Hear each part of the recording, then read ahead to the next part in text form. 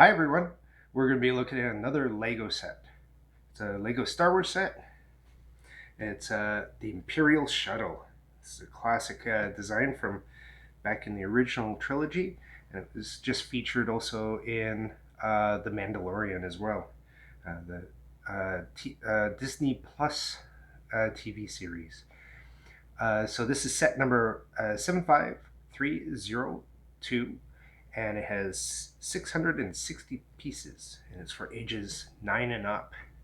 In Canada, this was $999.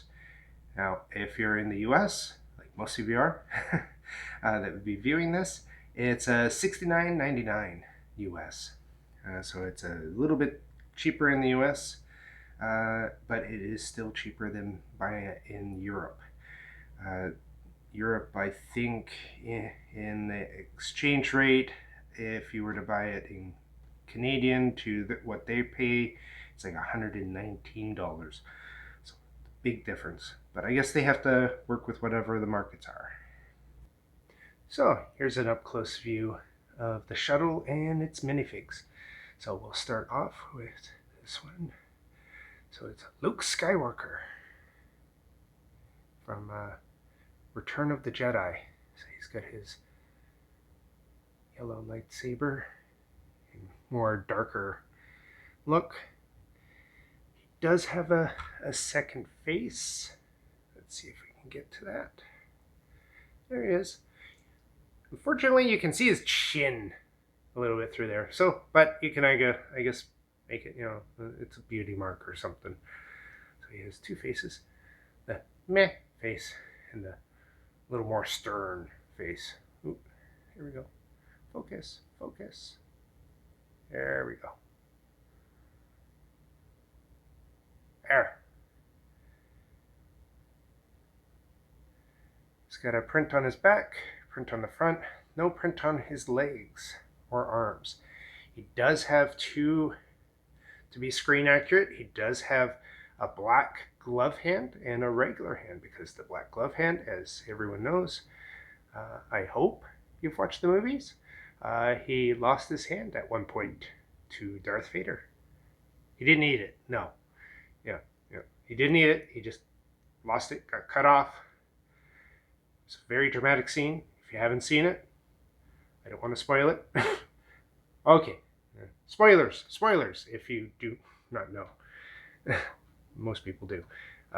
Luke is the son of Darth Vader. Wow. Huh. Well, most people know that now. Anyways. Alright, so here's Darth Vader. So, a lot of other individuals on YouTube have been pointing out that he doesn't have printing on his arms.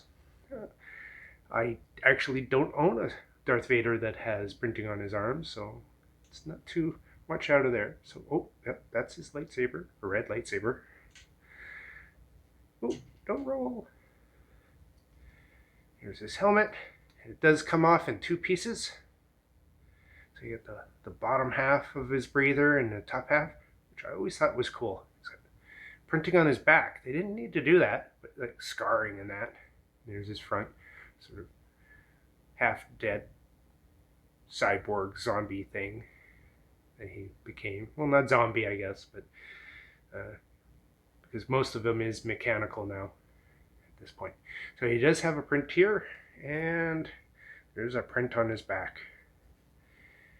Cape's not bad, but his legs have prints, so at least that's a positive thing. All right, and finally, you got your pilot. So there's your pilot. It's a single face. Not too bad though. He comes with a blaster. You can give him the handcuffs. This is the scene after Luke surrenders himself to Darth Vader in Empire Strikes Back. So they gave him handcuffs before he flies up to meet the Emperor in this shuttle. The previous other design that came out a couple of years ago was a shuttle that was smuggling Leia, Luke, and all of them down to Endor. So it had a different outcasted people. So this opens up.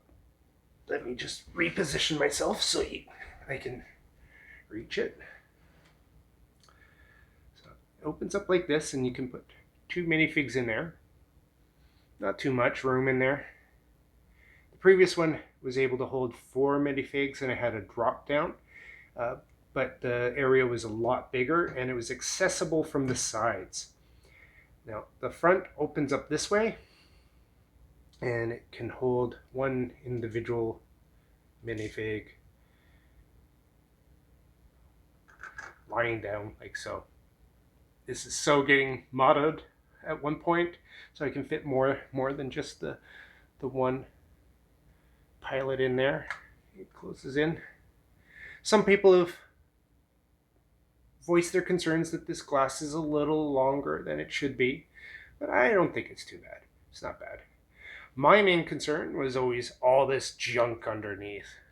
When I first saw the photos, I was like, no, I'm either going to get rid of these Technic pieces and replace them with other ones so it runs down, or I'll end up expanding it out.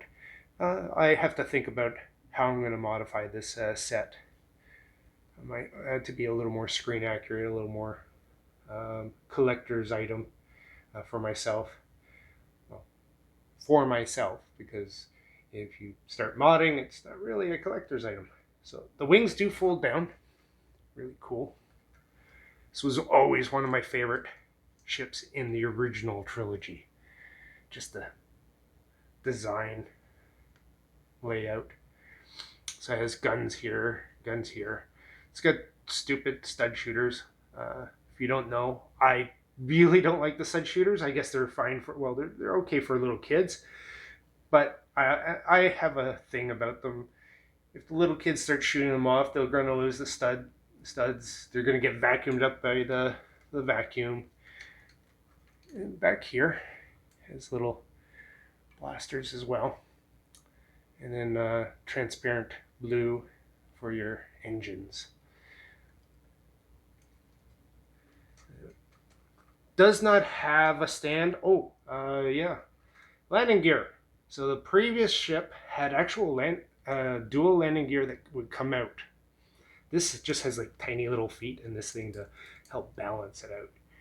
I'm probably going to do a lot of modifications on that. And it has, as far as I remember, no stickers. This is actually a print up here, really nice. The construction of this ship, like the fin here, this was really fun. It's all sort of side builds and all that. And then these builds, it's a little flimsy. I don't like the fact that this is a little wonky here. I'll probably just build into that, maybe add a little more flat, non-studded pieces here. And I think I'm going to put a piece that they're like rail pieces that'll fit right in here, right here.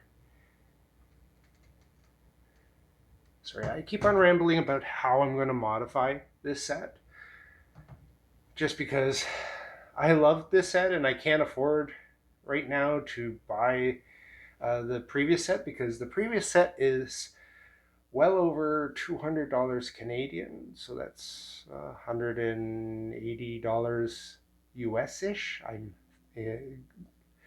Don't quote me on that. I'm not good on exchange. But ultimately, this was $99.99 Canadian, and I couldn't pass it up. I had to buy this. I had a model of this when I was younger, long gone after I had to move out of my parents' home. Had no space in a small basement apartment for all of my models.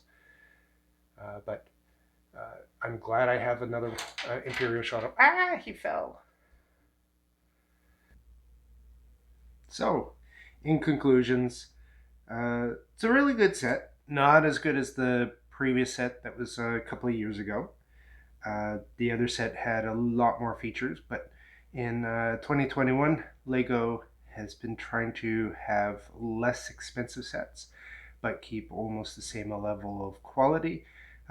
You'll see that in their TIE Fighter, their X-Wing that they also brought out this year in 2021.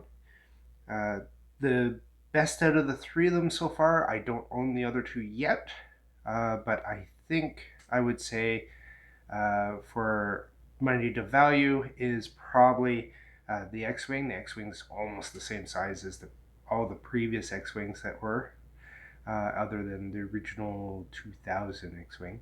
That was a little smaller. And the TIE Fighter, I plan on picking up the TIE Fighter primarily to do the initial build and review, but also to, I'm going to mod it to be a TIE Intercept. I haven't seen LEGO make a TIE Intercept in some time.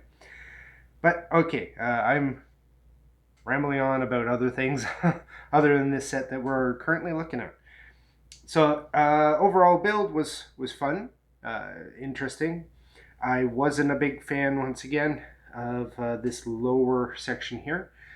It just seemed very out of place, and I'll probably be doing a lot of modifications to this set in the end.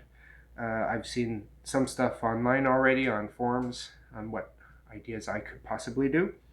But I think I'm going to have a lot of fun modifying this set to make it a little more screen accurate, hold more people than just the one little lone minifig in the front cockpit.